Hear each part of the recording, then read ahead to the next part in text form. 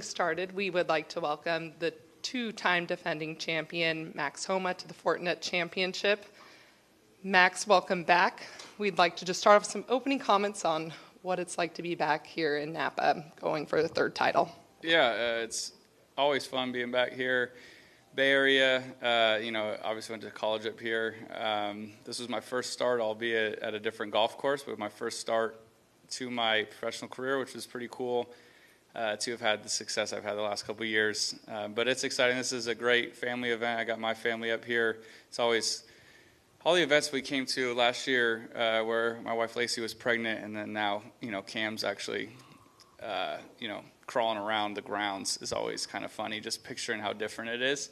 It's just warms my heart to be back. Obviously, my partnership with Fortinet makes that better too, just because I know a lot of the people who put on this event and who have put a lot of blood, sweat, and tears into this event. So it's great to come up here and see it looking like it does and everything running smoothly. Came down to the final stretch last year with the finish. Kind of walk us through 18 and what you remember capturing the win. Yeah, I remember Danny made an amazing putt on 17 for par. I thought we were going to probably be tied. He had a really tricky 12-footer and made it.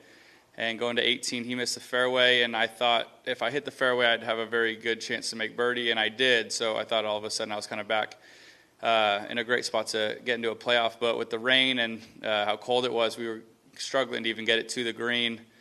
And I thought I hit a good 3-wood. It was going to be left of the green, but I thought it was going to be okay. And it was in the bunker, that just was a testament to how long it was playing, I guess, because I thought it was over it by a mile, and then Danny hit it to 4 feet, and I thought to myself, I need a miracle, and I got one. It was hectic and chaotic and not something I could ever really imagine happening, but I was fortunate to be on the good side of that one. Enough for me right now. For those having questions, we'll get the microphone over to you. Or Scott, microphone over here to Marty. Thank you, Haley. Max, welcome back to Napa, and congratulations on securing a spot on the Ryder Cup. How do you go about managing your energy level, your strategy, and having just returned from Rome and now playing here, and then in a week or so returning to Rome and playing for this great United States team? What are your thoughts on that? I think once we get to Rome, it'll be easy. The adrenaline's going to be at 1,000,000, so I'm not so worried about that. This week has been a bit of a grind. I felt like I was a zombie the last 2 days. Today I finally feel a little bit better energy-wise. But yeah, I'm very much excited to go play in Rome, but I have a week to get my energy back. I'm not so worried about that. I'd like to make sure that I expend enough energy this week to make sure I get as ready as I can to play well. And then, I'll reassess that at the end of the week. But, it is just golf at the end of the day. Once I caught up on sleep, I felt a lot better. And Paul, right behind. Max, I know your experience at the President's Cup, I think you called it, one of the best weeks of your life. You're going to go represent your country again. Do you have a feeling it's going to be up there again as one of those weeks that you're going to remember for a really long time? Yeah. Just standing on the first tee when we went out there last weekend with 0 people there was insane. Just how big the stands are, all the stories, all the boys were telling me just about what it's like, whether home or away. Looking at the infrastructure, now you're starting to get, kind of into the nitty-gritty of people dissecting our team and their team, and people talking about just how much it means, and you could tell by the other team side just how much that means to them. We obviously haven't won there in 30 years, so we have a lot we're trying to accomplish and a bit of a chip on everyone's shoulder. So it just feels bigger.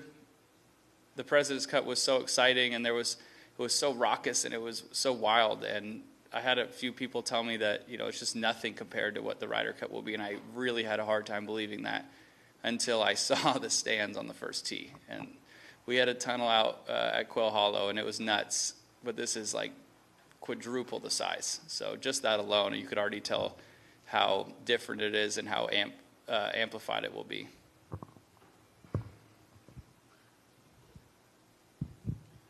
Max, when you were on video here for the media day, the schedule for next season and the new format hadn't been announced yet. Could you address your thoughts on next season? I know you've got Ryder Cup and this week and other things on the horizon, but what about next season and some of the super events? What are your thoughts on that, like the AT&T, for example? Yeah, I think it's great. I mean, it's more along the lines of this season we're in was always going to have to be a hybrid into next season. It was too hard to do everything so fast, but I think it's great.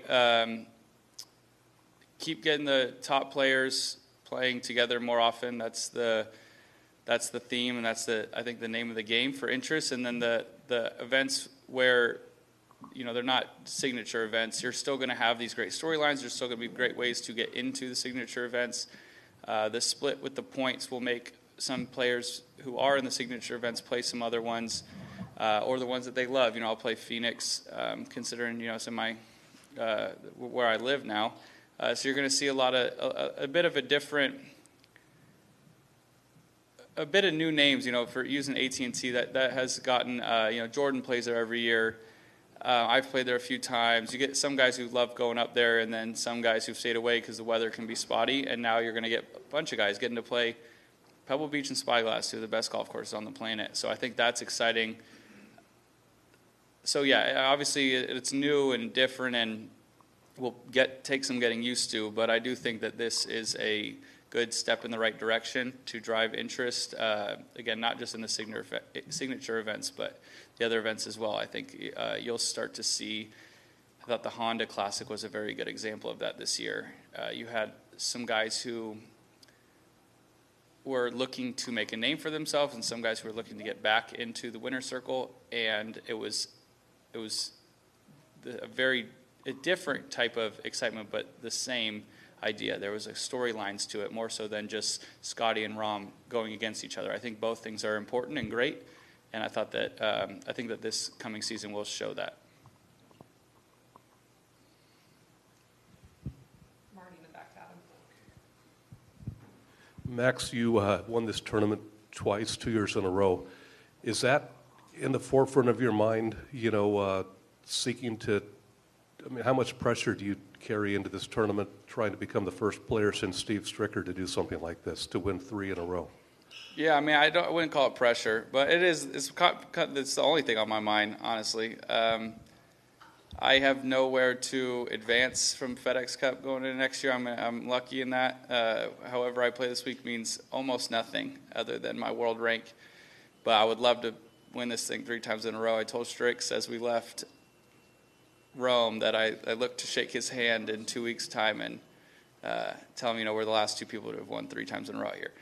I'd probably have to shake Tiger's hand like 40 times. I don't know how many times he's done it. But yeah, so it's kind of fun. I'm up here in a way freewheeling. I get to go play for my country in 2 weeks, using this obviously to get ready and to hopefully go do it again. So it's actually it's the opposite of pressure. It's a very comforting place to be. I'm truly playing with one thing on my mind, which is nice, and that's to try to hopefully not have as much chaos as the last year, but hopefully have the same outcome. Max, given your position in the FedEx Cup, the way you finished, you don't have to play here this week. Are you here out of loyalty as a defending champ, ambassador for Fortinet, or is this the best way for you to prep for the Ryder Cup? I think mostly all of it. Obviously the Fortinet partnership, they told me this year if I made the Ryder Cup team, I did not have to be here, which I thought was very nice of them. Because we don't get much of a break. It was a quick turnaround. I would have liked to hang the clubs up for a little bit longer, but in a way it's nice because it gave me something to work towards. Took a few days off at home and then got back after it. I'd be lying if I said the biggest thing on my mind is trying to do this 3 times in a row. I don't think, you don't really ever get that many opportunities to do that. I hope I get another chance at some point, but if it's just this chance, then that's fine too. So I think that's really been a big motivating factor of being up here. But again, I love this golf tournament. I love being in Napa. I love the golf course. My wife loves being up here. It's a very family-friendly and great event to be at. So it's all those things combined. It's just this has always just been a special week for us. I think so many people would have the same sentiment that it's just a nice event to come to. The golf course is always in great shape. And for me, it's West Coast, like it's a very easy travel in and out. I get to see some friends here. So, yeah, it's just a lot of those things combined. What did you gain from the experience of going over and having that scouting trip in Rome? It was very nice to see the golf course. I would say that those weeks are so busy, you don't really get a lot of, you almost feel like you're rushing. At least that's how I felt at President's Cup. You're rushing to get things, to get to know things about the golf course. You're rushing to get some extra practice in, whatever it may be. And Quail Hollow, we'd all played a billion times, and this one we had never been to. So just between the first day we played it and then the second day, it completely changed my view of how we play the golf course. So that basically, looking back now, that saved me a day being over there. I can tell Joe now, what clubs we're going to hit on certain tees. He can adjust off that. But, there was a couple where I had 3-wood on the third hole the first day, and the second day I was either going to hit a 3-iron, a 4-iron, and I could have even hit a 5-iron. So things of that nature I feel like were a big bonus, and plus being around all the guys and seeing how tight-knit the group is almost gave me a bunch of confidence that not only is it going to be a fun week, but I do think we have that camaraderie to get things done and break that 30-year drought. And one more for me. If I had told you at last year's Fortinet, your defending champ media day, that Justin Thomas a year from now would be 71st in the FedEx Cup, what would you have said?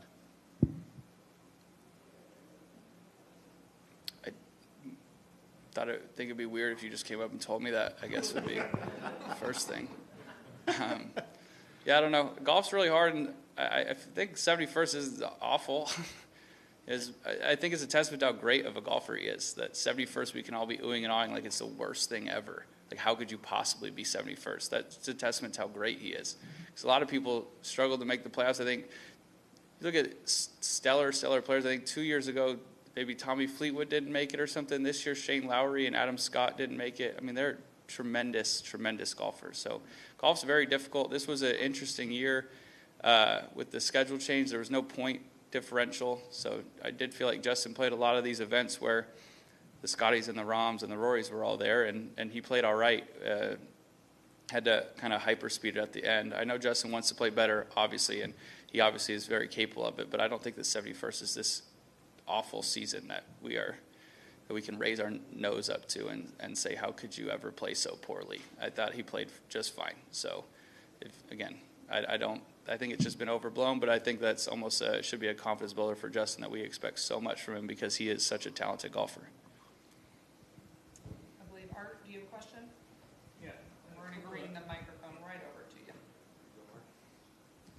Couple of Cal type questions. One, how often, if ever, did you get up here and play when you were Cal? And two, what do you think of the breakup of the Pac-12 because you played in tournaments? Yeah, I'd never been up here before until the event a few years ago, whatever it may be. And the breakup, it's wild. It's kind of sad.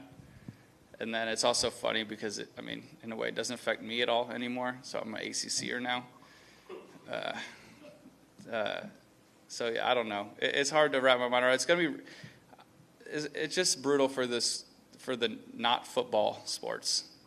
The travel and, Cal doesn't have this massive budget. We don't fly around on private planes. So that's going to be a shame. I'm going to be curious to see how they figure that out. But, yeah, it's just kind of going to be one of those nostalgia things in 20 years to say, the Pac-12 is probably maybe non-existent, or, I don't know, explaining that to the young generation, my son in particular, would be very funny and make me feel quite old at the time because it's going to sound impossible. So it has been sad, but, I guess it is what it is. Max, obviously well acquainted with the course and the event. They changed the routing up this year a little bit. Just wondering if that changes anything for you, if you've had a chance to see it, and does strategy or anything change throughout the tournament? Actually, yeah, it does a little bit. That now 10th hole before was between driver and then other times it would be something more of like a 250-yard shot. We played there yesterday morning, and I realized that if that's where you're starting, it might be a little tricky to start with driver. You're not fully warm, and it's an awkward enough tee shot. So I think it changes that maybe a little bit. You have to get a shuttle, and you got to leave a little bit earlier. But when you play the golf course, like today, we teed off 1, and when you play the golf course starting at 1, it makes a ton of sense that it works like that. The only different part is that having to get to 10T is a shade tricky. But other than that, I actually like it better now. And yeah, it makes total sense. When they first explained it to me, it was hard to wrap my mind around what we were doing. But that little loop around 5 and 6, it actually is probably how it should be.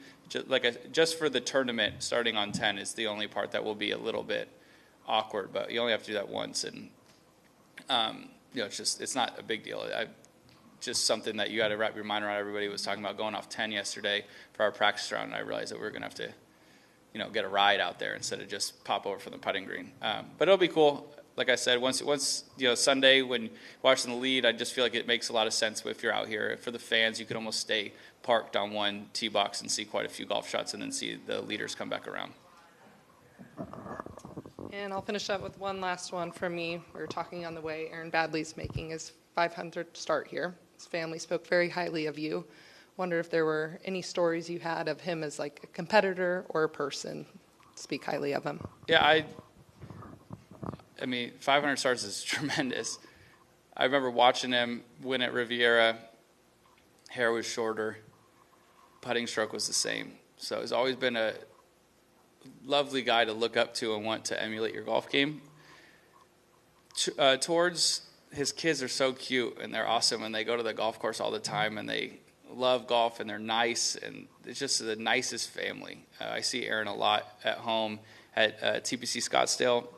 He's always friendly.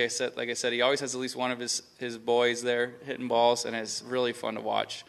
So he's just a guy that, you watch all these players growing up, and then you get to meet them, and almost they always say never meet your heroes. You're almost nervous to meet these people, and Aaron exceeds expectation. He is so tremendously nice and soft-spoken, but when you watch him play golf, you see why he's had so much success.